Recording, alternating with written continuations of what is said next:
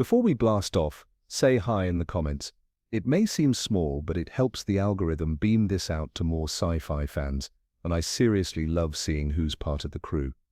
Fleet Commander Zikthar adjusted the resonance scanners of his observation vessel, maintaining a stationary orbit around the 7th planet of this unremarkable solar system. For 3 centuries, he had been assigned to monitor the 3rd planet, a tedious posting that most hegemony officers would consider punishment.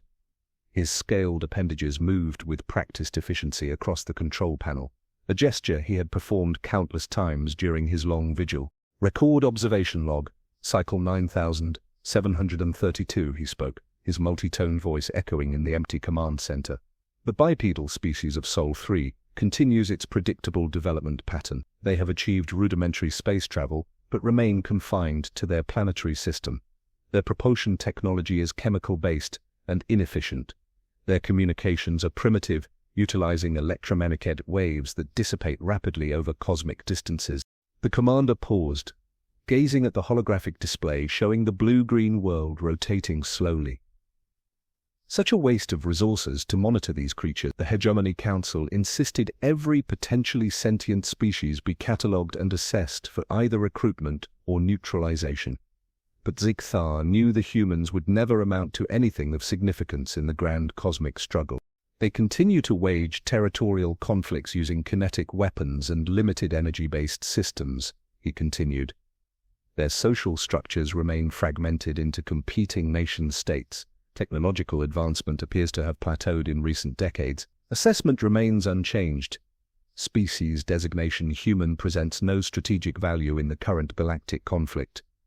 Recommended classification: observe but do not engage. As he finished his report, a proximity alert flashed across the main viewer. Zikthar straightened his elongated body. Suddenly alert. The scanner showed a Drakkar battlecruiser had entered the system, followed by 2 destroyer-class vessels. The Drakkar, ruthless expansionists and the hegemony's most dangerous adversaries in the 1,000-year war that had engulfed the galaxy. What could they possibly want with this system? Zikthar muttered, activating the stealth field to avoid detection. The Drakkar ships moved with purpose, ignoring the gas giants and outer planets, heading directly for the inner system. Their trajectory was unmistakable. They were moving toward Earth. The commander hesitated. His standing orders were clear: observe only, never interfere. Yet something about this incursion troubled him. The Drakkar didn't waste resources on inconsequential worlds. If they were here, they must have detected something his centuries of observation had missed.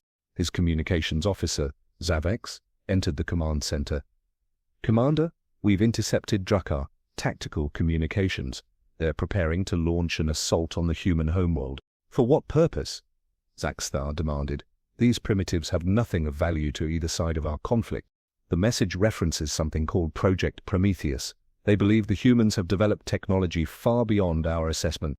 Zikthar turned back to the viewing screen, mandibles clicking in contemplation. Impossible. We've monitored every aspect of their development. They're still struggling with the basic principles of quantum mechanics. Nevertheless, Commander, the Drakkar are deploying a full invasion force. The observation vessel's sensors recorded everything as the Drakkar ships entered Earth's orbit. Zikthar expected panic, futile military responses, perhaps even instant surrender from the humans. Instead, what happened next defied all his centuries of analysis. From beneath the oceans, from hidden bases on their moon, and from what had appeared to be ordinary satellites, humanity's response emerged with devastating precision. Vessels of sleek, advanced design rose to meet the Drakkar fleet. Ships utilizing propulsion systems that Zikthar's instruments couldn't even categorize. Impossible, he whispered, mandibles trembling. How did we miss this? The human vessels engaged the Drakkar ships with weapons of astonishing power, not the crude nuclear devices his reports had documented, but precisely calibrated energy beams that penetrated the Drakkar shields as if they were non-existent. The battle was shockingly brief. Within minutes, the Drakkar cruiser was crippled, its escort vessels destroyed. Commander, Zivex's voice wavered. The humans are using quantum entanglement-based communications. No transmission delay, impossible to intercept. How long have they had this capability? Zikthar demanded. Unknown, but their tactical coordination suggests mastery of the technology. Zikthar watched in stunned silence as the human vessels surrounded the damaged Drakkar cruiser. His sensors detected a targeted electromagnetic pulse that disabled the cruiser's remaining systems without destroying it. A tactical choice that spoke of confidence and precision. "They're boarding the Drakkar vessel," Zavex reported incredulously. This was beyond comprehension. Even hegemony forces avoided direct boarding actions against Drakkar ships, knowing the ferocity of their defenders. Yet these supposedly primitive humans moved with the coordinated efficiency of veteran warriors. "Access their communication channels," Zikthar ordered. "I want to understand what we're witnessing." The ship's translator processed the human communications, rendering them into comprehensible form. The voice that came through the speakers was calm, authoritative. "Admiral Jackson, to all vessels, secure the Drakkar ship. Primary objective is their navigation data. Secondary objective is weapons systems analysis. Remember your training, these aren't the first aliens we've encountered." Zikthar froze. Not the first aliens. His mind raced through the implications. The hegemony had catalogued every spacefaring civilization in this sector. If humans had encountered others, either they were exploring far beyond their system, impossible with their known technology, or other species had visited Earth without the hegemony's knowledge. A new communication came through. General Stevens to Admiral Jackson. "The underground complexes report successful deployment of the quantum shield, coverage at 100%. If more hostiles arrive, they won't find Earth where they expect it to be." Quantum shield. The technology to shift an entire planet's quantum signature was theoretical even among the most advanced hegemony scientists. If humans possessed this capability, they could effectively hide their world from conventional detection methods. "Zyvex," Zikthar said slowly, "access our long-term observation archives. Compare human technological development patterns with known advancement curves of other species." The analysis appeared on his screen moments later, showing something that should have been obvious years ago. Human progress didn't follow natural evolutionary patterns. Their technological development had accelerated dramatically at specific intervals, making leaps that defied normal innovation curves. These weren't natural advancements, they were strategic revelations, carefully timed and deployed. "They've been hiding their true capabilities," Zikthar realized aloud. "All this time we've fought, we were studying them, but they were studying us." Another transmission came through. "Admiral Jackson to Defense Command. Drakkar vessel secured. We've confirmed they were after the Prometheus archives. The secret is compromised. We have to assume others will come."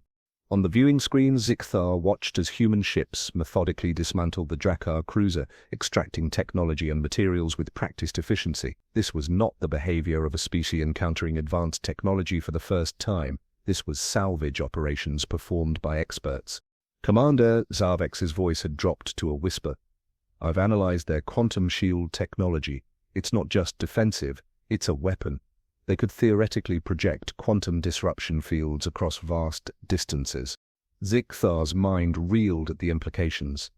Such technology could disable entire fleets, render planetary defense systems useless, even disrupt the fabric of space-time itself.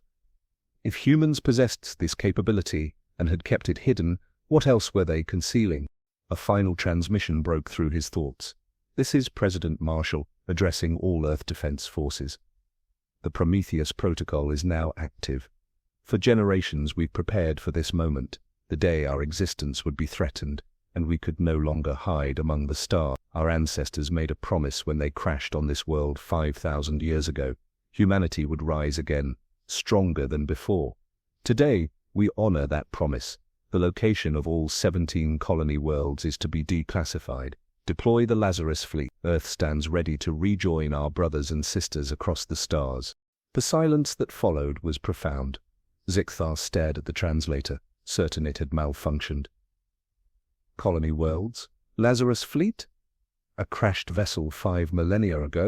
"Zavex," he finally managed, "transmit an emergency priority message to the Hegemony Council. Classification: existential threat. Message begins. The species known as human is not native to Earth. They appear to be survivors of an advanced civilization that established themselves on this planet and intentionally obscured their technological capabilities. They possess technologies surpassing current hegemony standards and have maintained a network of colonies unknown to our survey. Recommend immediate diplomatic contact before full military capabilities are revealed. The balance of power in the galactic conflict has shifted. Humanity has entered the war. As his message was dispatched across the quantum network, Zikthar watched the holographic display with new eyes. The humans were now extracting what appeared to be a central core from the Drakkar vessel, likely its power source. With surgical precision, they separated components and transported them to their ships. This wasn't opportunistic salvage, it was a carefully executed extraction of specific technologies. The revelation struck him with sudden clarity. Humans weren't just hiding their advancement, they were systematically studying every species they encountered, assimilating technologies, adapting them, perhaps even improving upon them. For centuries, the galaxy's powers had waged war around a seemingly insignificant world, never realizing they were being observed and analyzed by a civilization that had mastered the art of strategic patience. And now, provoked by the Drakkar attack, this sleeping giant was awakening.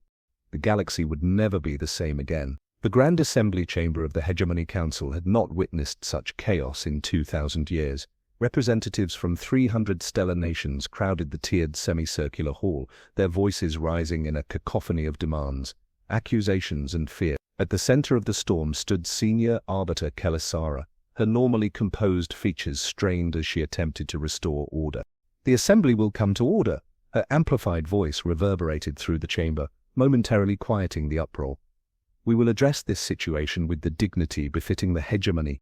In the highest tier, reserved for the founding species, Sovereign Delegate Malketh of the Voxari leaned toward his aide. "Have our intelligence services verified these reports?" His crystalline skin refracted the chamber's light into prismatic patterns that belied his inner turmoil. "Verified and expanded upon, Sovereign," the aide replied quietly. "The humans have revealed 17 colony worlds, all previously undetected by our surveys.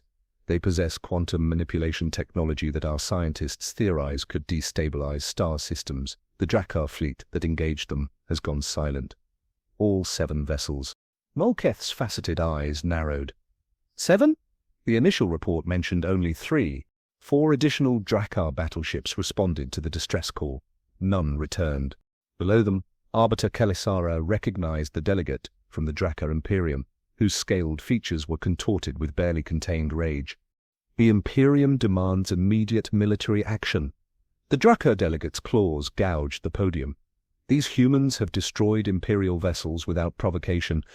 Their hidden colonies violate territorial agreements that have stood for millennia. They must be neutralized before they destabilize the entire sector." Murmurs of agreement rippled through the chamber, particularly among the elder species, whose empires bordered human-claimed space.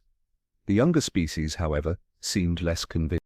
"The Drakkar attacked their homeworld first," called out the representative of the Nexori Collective, a relatively young civilization that had joined the hegemony only 3 centuries earlier. "By your own military codes, they acted in self-defense." The Drakkar delegate hissed. "They concealed their true technological capabilities, a deception that itself constitutes an act of war under hegemony law." As the debate intensified, Fleet Admiral Tarek Morris of the Earth Defense Command stood before the holographic display in the war room beneath the Rocky Mountains. The 3-dimensional projection showed the positions of the 17 revealed colony worlds and the movement of various alien fleets, responding to humanity's emergence. "The hegemony is fracturing exactly as we predicted," Morris observed, his weathered face illuminated by the blue glow of the display. "The established powers are calling for our immediate containment, while the younger species see us as potential allies against the old order." Defense Secretary Wright nodded, studying the projection. "And the Drakkar? They're mobilizing everything," Morris replied. 3 battle groups converging on the Epsilon colony. They'll reach it in 48 hours. "Let them come," President Marshall said from the doorway, entering with his security detail. "Epsilon is prepared. Operation Looking Glass is ready." Across the stars, on the edge of human space, Commander Jason Blackwood supervised final preparations aboard the EDS Defiance. At 42, Blackwood had spent half his life preparing for this moment, the day humanity would finally reveal itself to the galaxy that had unknowingly surrounded it. "Status report," he ordered, pacing the command deck of the vessel that outwardly resembled a mining platform, but concealed weaponry capable of reducing a planet to molten slag. Quantum displacement field at full capacity, his executive officer, Commander Sarah Hayes, reported. The Drakkar won't see us until they're inside the engagement envelope. Epsilon Colony has completed evacuation.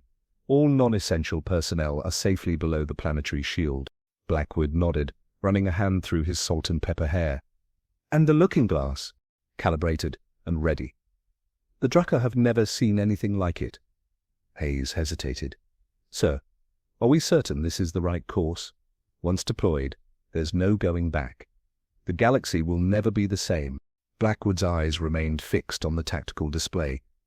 The galaxy was never going to be the same the moment the Drakkar found us.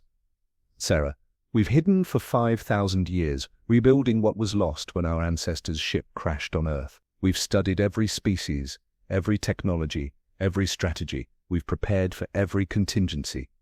He turned to face her. Humanity didn't start this war, but we're damn well going to finish it. Meanwhile, on the hegemony diplomatic vessel Celestial Accord, Archon Vela Zahn, highest-ranking diplomat of the Zentari Dominion, and one of the most influential voices in the hegemony, watched recorded footage of the human defense of Earth for the 19th time. For 700 years, Vela had served the hegemony, negotiating treaties, averting wars, upholding the cosmic order established by the founding species. Her people, the Zinthari, prided themselves on maintaining traditions spanning back to the dawn of interstellar civilization. Their diplomatic corps was legendary, their cultural influence unmatched.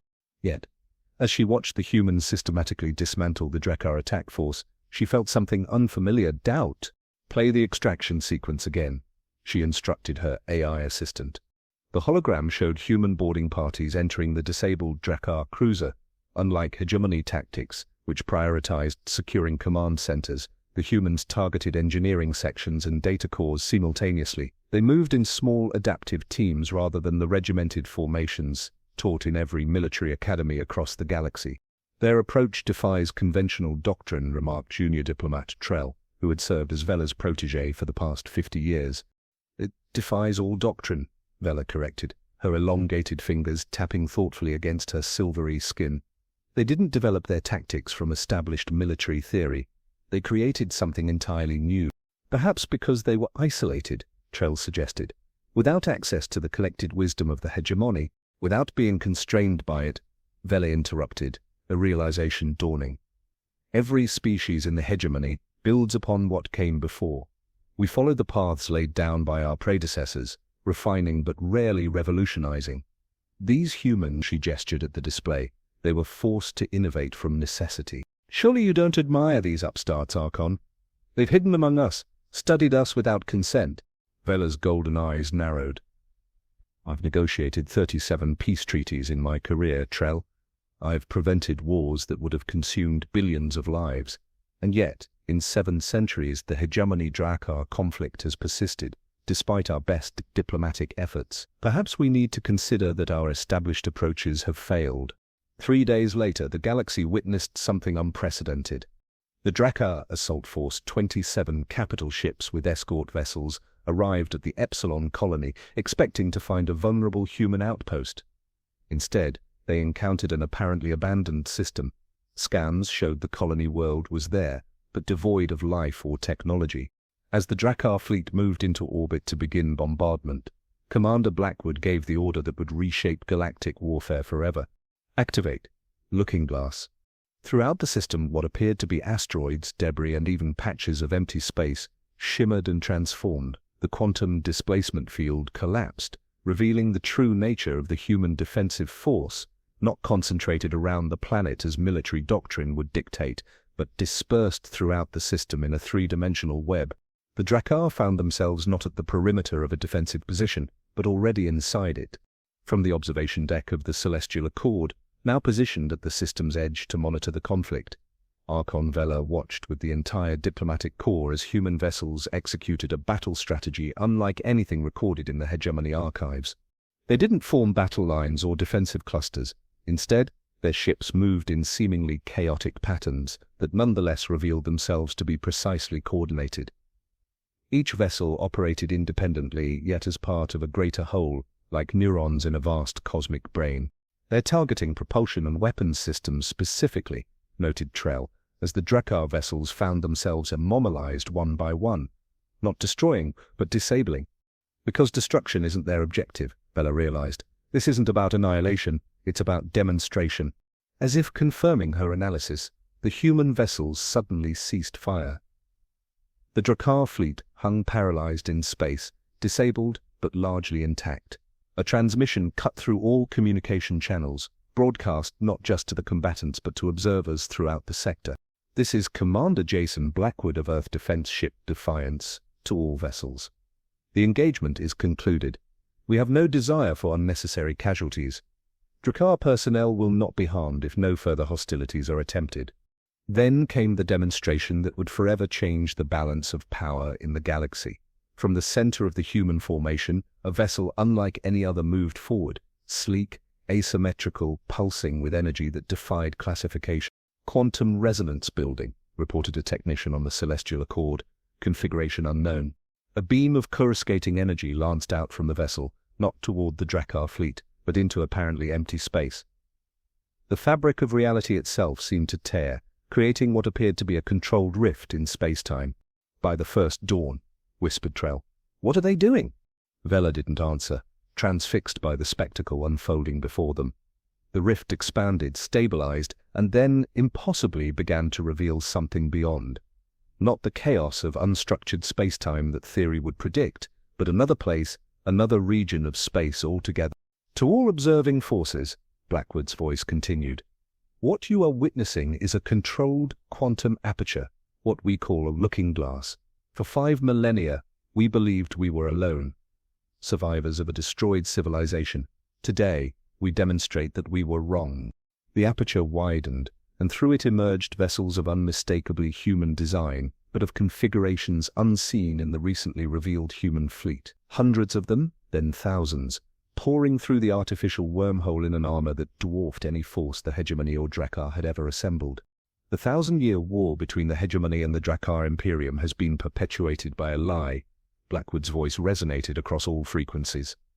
The lie that you are fighting for territory, for resources, for ideology. The truth is simpler and far more terrible.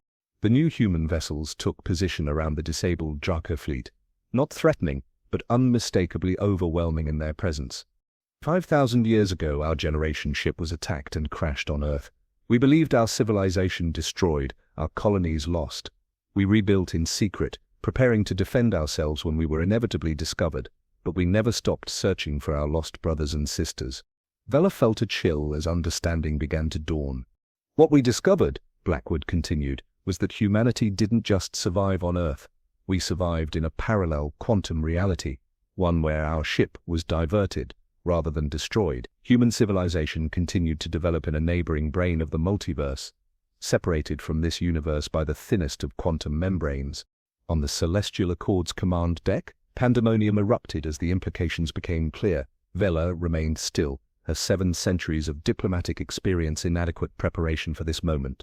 The war that has consumed your galaxy for a millennium, Blackwood's voice carried the weight of terrible revelation, was engineered to prevent either side from developing the quantum technology that might have led to the discovery of parallel realities and to the discovery of... There is a third player in this conflict, one that has manipulated both hegemony and Drakkar from the shadows. And now, humanity from both universes stands united, ready to expose this ancient deception. As the transmission ended, Archon Vela Zahn, paragon of hegemony, tradition and stability, found herself whispering the unthinkable. Everything we have built, everything we have believed, has been a lie. The galaxy would never be the same again. Humanity hadn't just joined the war. They had revealed it was never the war anyone thought it was. The emergency summit on Neutral Station Omega had never been intended to host representatives from every major power in the galaxy. The station groaned under the unprecedented gathering. Hegemony diplomats, Drakkar war chiefs and human delegates from both quantum realities stood in uneasy proximity. Centuries of conflict, temporarily suspended in the face of a greater revelation. Commander Jason Blackwood stood at the center of the Grand Chamber. The holographic evidence compiled over 5,000 years of patient observation projected around him, The faces of the assembled delegates, some scaled, some crystalline, some nearly human, were illuminated by the shifting display of connections, manipulations, and carefully orchestrated conflicts spanning a millennium. For centuries, Blackwood declared, his voice steady despite the gravity of the moment. You've fought a war with no true objective. Territory gained is later lost. Resources secured are eventually depleted. Each generation inherits the conflict from the last, never questioning why peace remains elusive despite countless treaties and armistices.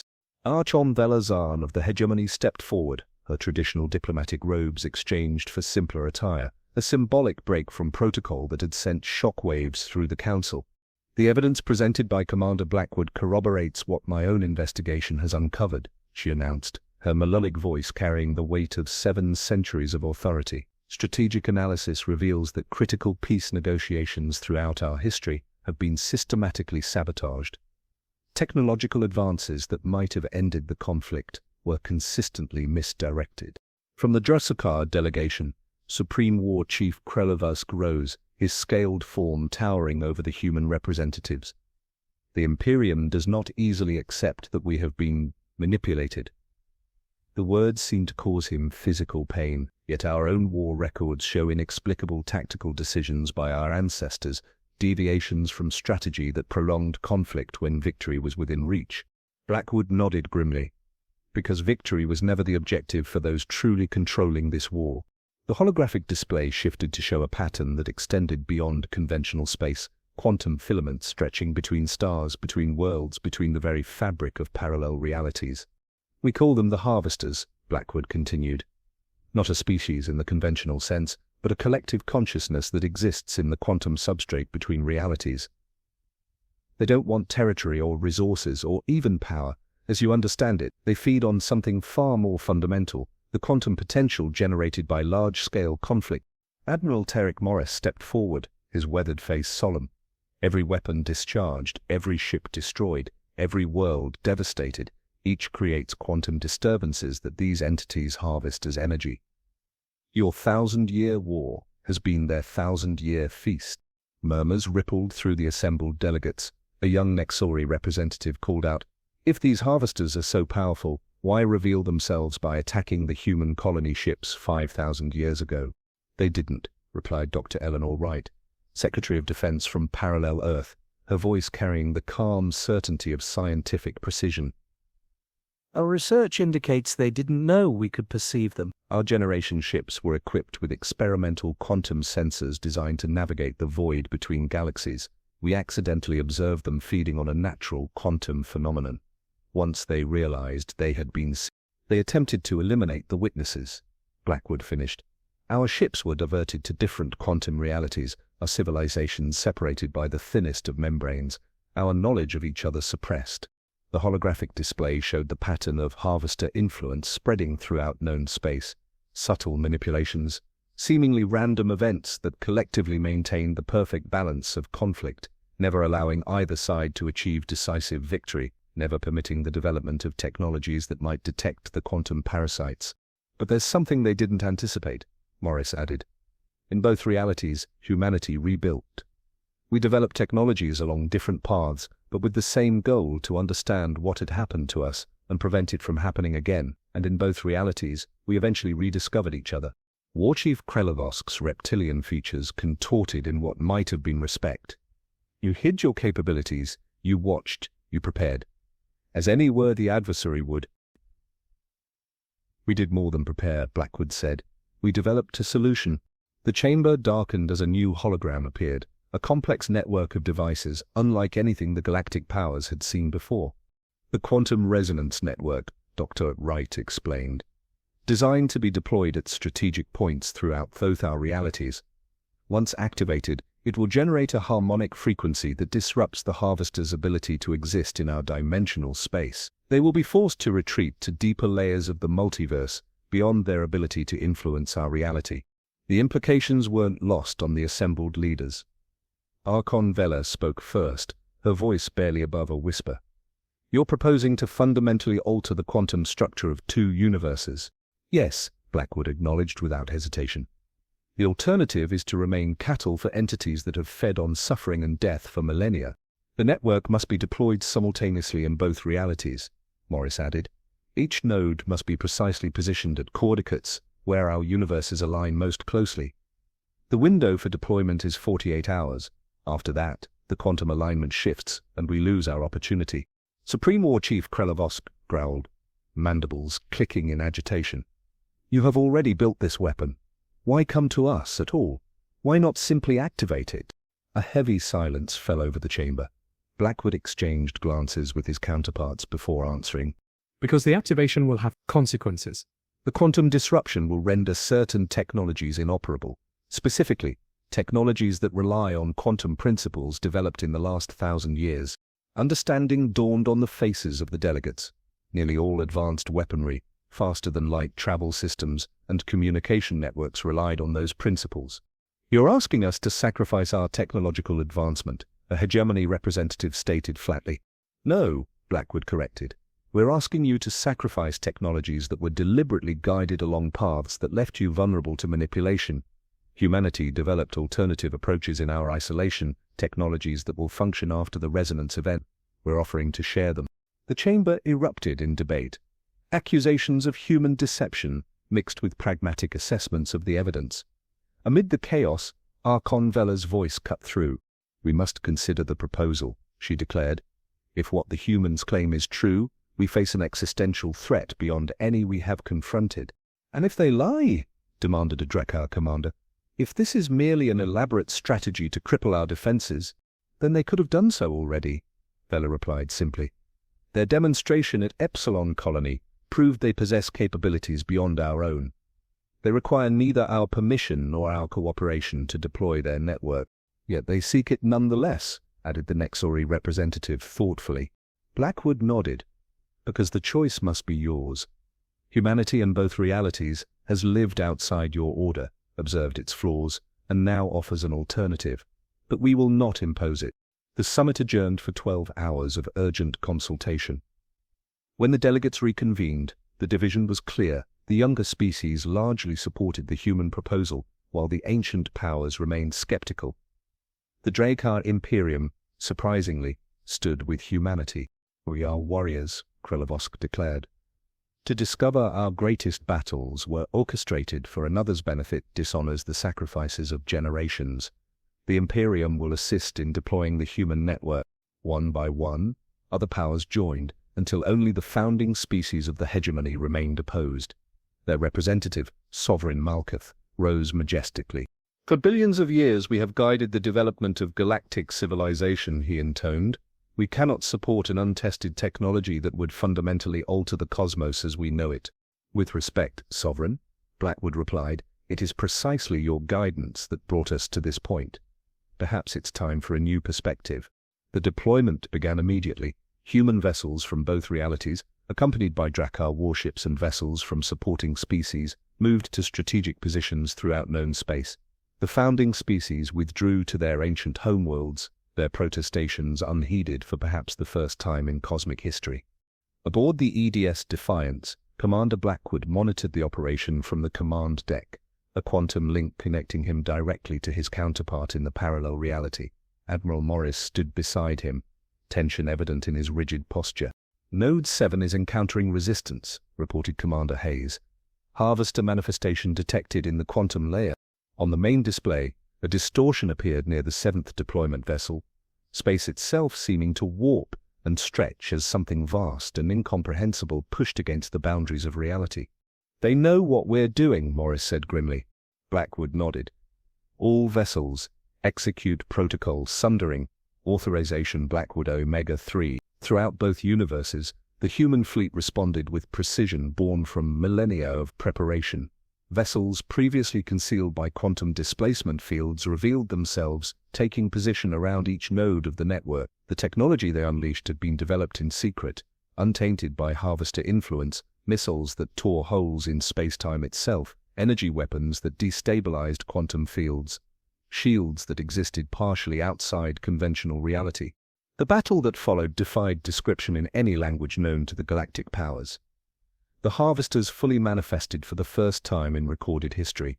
vast shifting entities of pure quantum potential that existed simultaneously in multiple states of being. Their attacks warped the fabric of space, erasing several Drakkar vessels from existence complete. They're targeting the network nodes, Hayes reported, her voice steady despite the cosmic horror unfolding on the displays. Node 7 is offline. Node 12 sustaining critical damage. Reroute power through the secondary lattice, Blackwood ordered. All vessels converge on compromised nodes. We need to hold them just long enough for the network to achieve resonance. The Drakkar warships fought with berserker fury, throwing themselves against manifestations that their weapons could barely affect. The Nexori deployed experimental phase shields that bought precious seconds for human technicians to complete the network connections. On the diplomatic vessel Celestial Accord, now positioned safely distant from the conflict, Archon Velazan watched with junior diplomat Trell as reality itself seemed to tear open. All of our history, Trell whispered, all of our achievements and conflicts manipulated by these entities. Perhaps not all, Vela replied softly. Perhaps only that which served their purpose. As casualties mounted and more nodes fell to harvester attacks, Blackwood made the decision they had prepared for but hoped to avoid. This is Commander Blackwood. To all network vessels, initiate Protocol Omega. Sacrificial convergence authorized. Across the battlefield, the human vessels nearest to the compromised nodes activated their final defense, quantum cores designed to collapse into artificial singularities, creating temporary bridges between realities that would channel the network's resonance despite the node's destruction. They're sacrificing themselves, Vela realized, watching as human ships deliberately moved toward the most dangerous manifestations. The Defiance shuddered as reality distorted around them. Resonance at 60%, Hayes reported.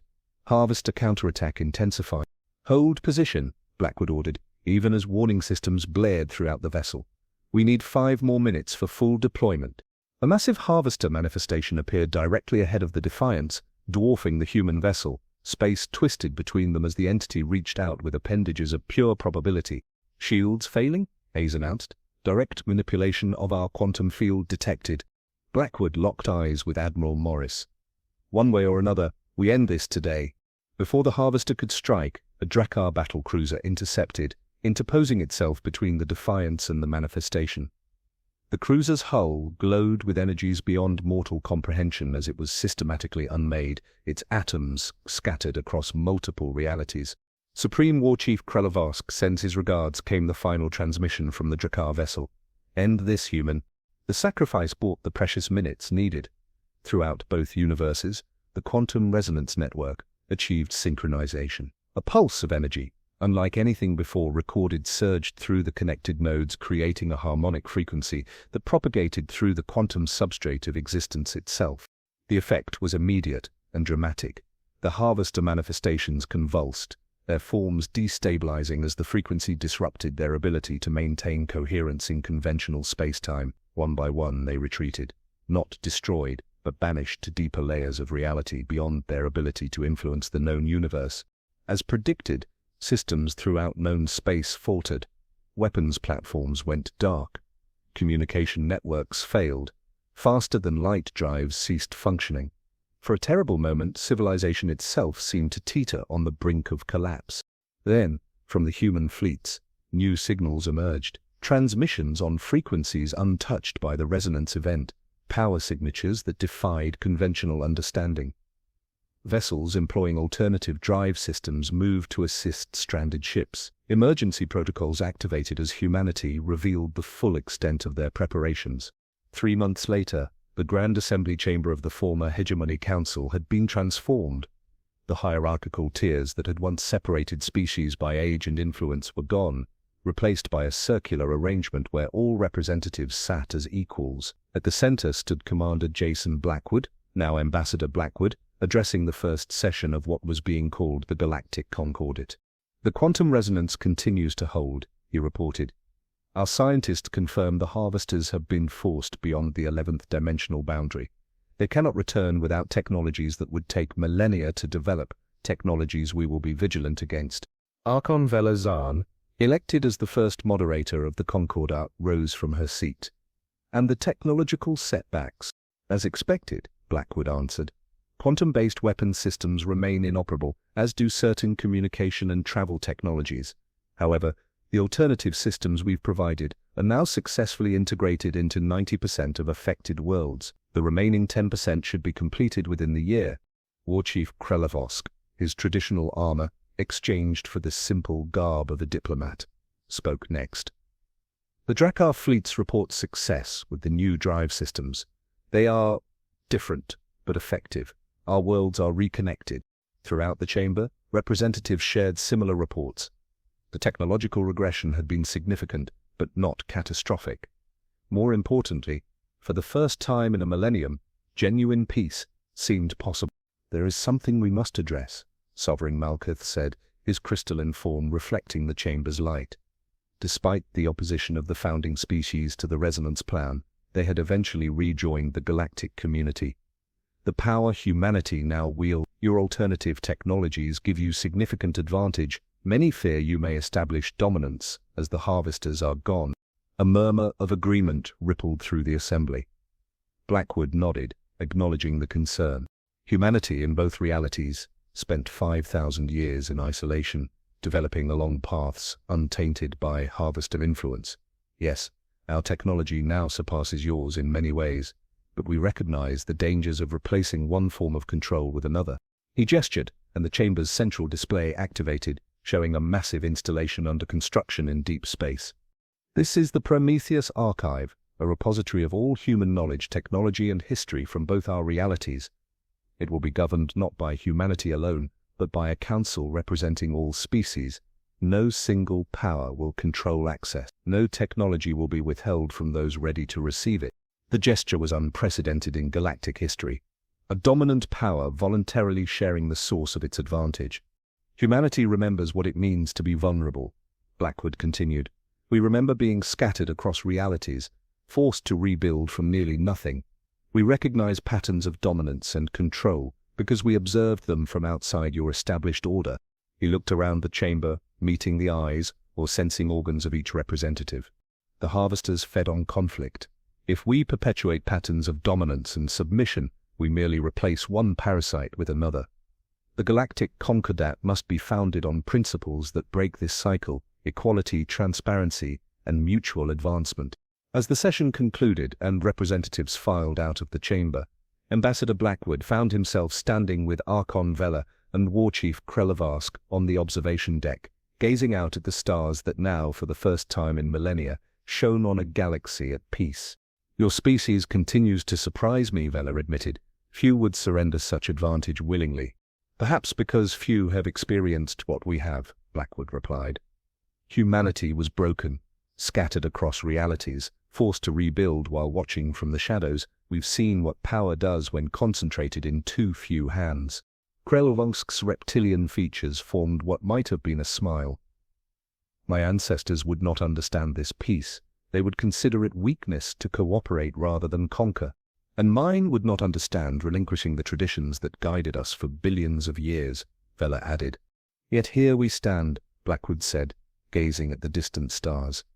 Perhaps that's the lesson humanity learned in our long exile, that traditions should guide us, not bind us, that strength comes in many forms, that the universe is vast enough for many paths forward.